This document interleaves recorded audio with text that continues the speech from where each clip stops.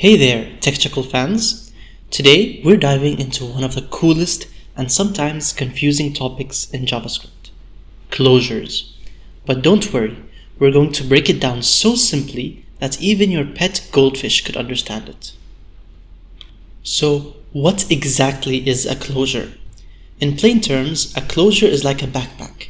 Imagine you have a function and inside this function is another function.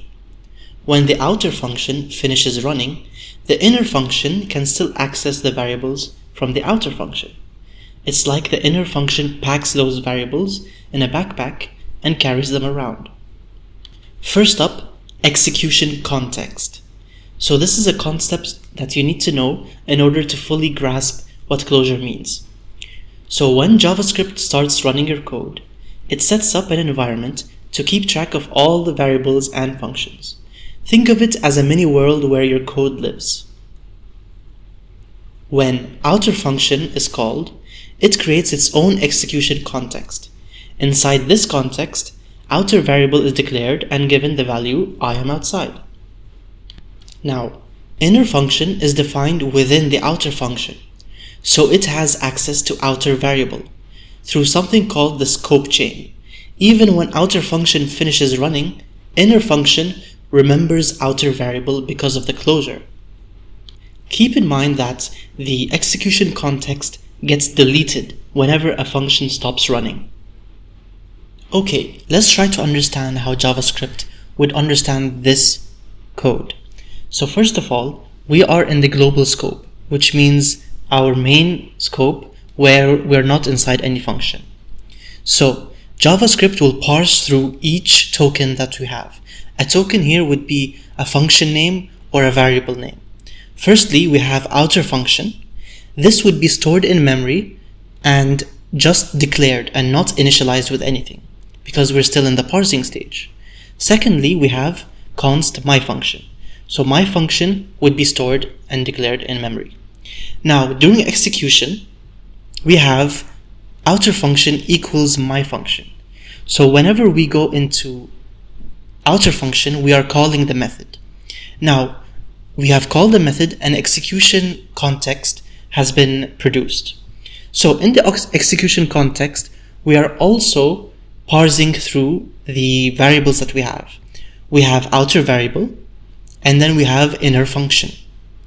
Now, these are the variables and token names that we have. So during execution, outer variable will equal I am outside. And inner function is just console.log, so it doesn't have any value.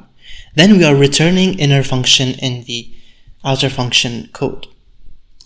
Now we are done with the functions. So my function, the variable that we made, will have the value of inner function, a reference to it. So what we have basically is a return of a value that's inside a function. Sounds a bit tricky, but let's go through it. So my function, when we call it in the last line, it will actually reference the inner function call. So it will run the code inside, and outer variable is a variable that's within the scope of inner function, but it wasn't declared there. So it will look outside its own scope. It will look above. And then it will find that outer variable equals I am outside. Therefore, it can still remember and it can still gain the value that is outside in the function above. So that's how, when we call my function, we get the value of I am outside. So let me give you a quick real-life example. Think of closures like a chef and a secret recipe. The chef is the outer function. It creates a secret recipe, which is the variable, and shares it with their apprentice, which is the inner function. Even if the chef leaves the kitchen, the apprentice still knows this secret recipe. That's closure in a nutshell. So, to recap, number 1, a closure allows a function to access variables from an outer function, even after the outer function has finished running. 2, it happens because of the execution context and scope chain. 3, closures are like backpacks or secret recipes carried around by inner functions. And there you have it, closures, made super simple. If you enjoyed this explanation, don't forget to like, subscribe, and hit that notification bell for more tech chuckles and simple explanations. Thank you for watching. Keep laughing and keep coding. See you next time.